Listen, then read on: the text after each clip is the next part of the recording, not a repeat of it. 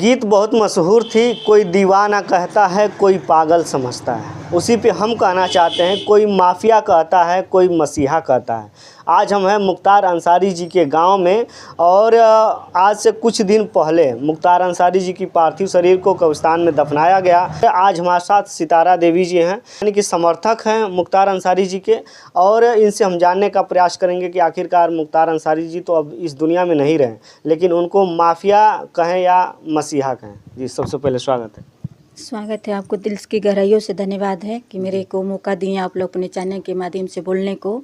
इससे मैं बहुत आभारी हूँ आप लोग का। रह गया सवाल कि मैं क्या कहूँ, लोग मरते हैं तो कितने लोग के अंदर खुशी होती है, कितने लोग के अंदर गम होती है, लेकिन हम लोग के तो मोहम्मदाबाद में जैसे लग रहा था कि पहाड़ टूट चुका है। और हम लोग कितने लोगों के घर में जो है कि चूल्हा नहीं जा रहा, कितने लोग खाना नहीं खाएं। क्या वो माफिया के वजह से नहीं खाएं या गरीबों के मसीहा के लोग के मारे खाना लोग कोई नहीं खाया। लोग समझते हैं क्या अपने आप को, उनसे जैसे लोग बहुत से हैं, अच्छे से अच्छे उनसे माफिया लोग कितने दुनिया में पड़े हुए हैं। क्या उनका कोई जांच नहीं होती है? क्या उनके ऊपर कोई अधिकार नहीं है? क्या एक मुख्तार अंसारी गाजीपुर ज़िला के माफिया थे कि उन पे जो है कि कुछ भी कहीं होता है तो लोग उन्हीं पे जो है कि डाल देते हैं कि मुख्तार अंसारी करते हैं। कोई आँख से देखता नहीं है, ज़बान से, और ज़बान में किसी का आप क्या कहा जाए कुछ कीमती नहीं है कि लोग उनके ही ऊपर कहीं भी कुछ कहीं उत्तर प्रदेश में होता है तो बस उसमें मुख्तार अंसारी का नाम आता है। क्या उनके जैसे लोग नहीं है उत्तर प्रदेश में? दबंग बहुत से माफियाएँ घूम रहे हैं, क्या उन लोगों पे धारा नहीं लगती है? क्या मुख्तार अंसारी एक व्यक्ति था, क्यों उस पर क्यों लगता था कि वो गरीबों को मसीहा थे, गरीबों के अंदर वो जाते थे, उनकी समस्या को समझते थे। आज के दौर में बताइए गरीबों को कोई समझने वाला है? अगर हमारे पास क्षमता है तब तो ठीक है, और नहीं क्षमता है तो चले जाइए थाने में, चले जाइए कार्यालय में, चले जाइए, कोई आपकी बात के सुनने वाला नहीं है। लेकिन वही मुख्तार अंसारी जो है गरीबों का मसीहा थे कि उनके दरवाजे पर आप चले जाइए, सुबह से शाम तक आपकी बातों को सुना जाता था। और आज के दौर में कोई सुनने वाला नहीं है। लेकिन हमारे कहने का मतलब है, आपके चैनल के माध्यम से जो भी उनके साथ जो भी किया है, मैं तो यही कहूँगी कि वही दिन उसके साथ भी हो, कि दुनिया देखे और दुनिया समझे कि जो मुख्तार अंसारी के साथ हुआ है वही चीज़ जो उनके साथ किए हैं लोग, उनके साथ हुआ है। लेकिन अपने बचाने के लिए लोग जो है कि मीडिया पे, चैनल पे और सरकार हमारे जो हैं दिखलवा दिए कि जो है कि उनको हार्ट अटैक हुआ था। जब वो जेल में कह चुके हैं, फ़ोन पे कर चुके हैं कि हमको खाने में जहर दिला गया है, तो इससे बड़े सबूत सरकार को क्या चाहिए ये बताइए। फिर भी हम लोग को जो है कि भाई हम सरकार के उल्लंघन नहीं करना चाहते हैं। हम सरकार से यही गुजारिश करना चाहती हूँ कि उनकी बढ़िया जो है कि CBI में और बड़े बड़े, हमको पता नहीं है, बड़े बड़े इससे भी हॉस्पिटल जहाँ से बड़े बड़े पूर्वांचल में है, उत्तर प्रदेश में है, उस डॉक्टरों से उनके जांच जो है कि कराया जाए, जो रियल बात है उसको दिखलाया जाए। उनको न माफिया कहा जाए। माफिया कोई जो है कि अपने कान से नहीं देखा है, सुना है, नहीं आँख से देखा है, नहीं किसी को गोली मारते हुए कोई देखा हुआ है।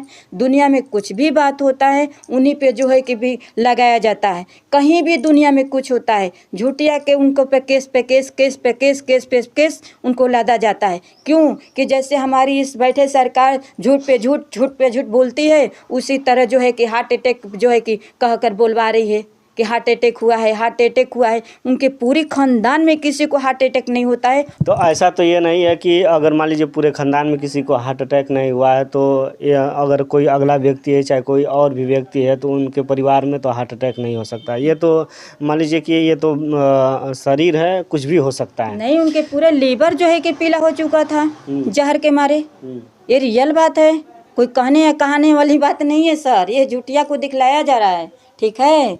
ये दुनिया की आंख बंद करने के लिए दिखाया जा रहा है, लेकिन दुनिया समझदार हो चुकी है, जनता समझदार हो चुकी है। आज के बच्चे से अगर पूछेंगे तो वो भी समझदार है। उनको जो रियल दिखलाया जा रहा है कि हार्ट अटैक हुआ है, हम लोग कभी नहीं मानेंगे।